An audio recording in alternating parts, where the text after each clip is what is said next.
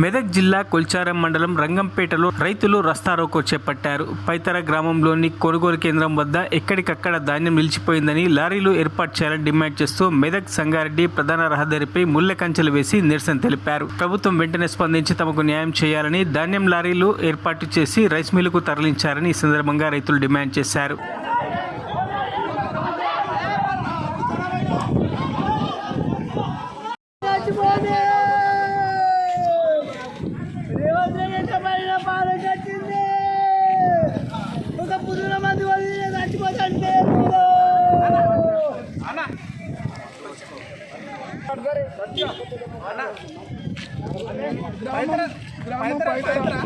Village లా ఒక 10 లారీల వడ్లు జోకి పెట్టి ఉన్నాయి, కానీ ఒక లారీ అన్న ఇచ్చేది లేదు.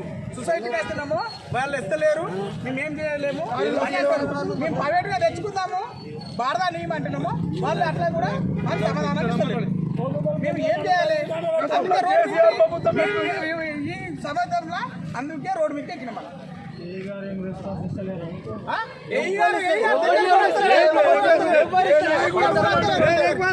ఇది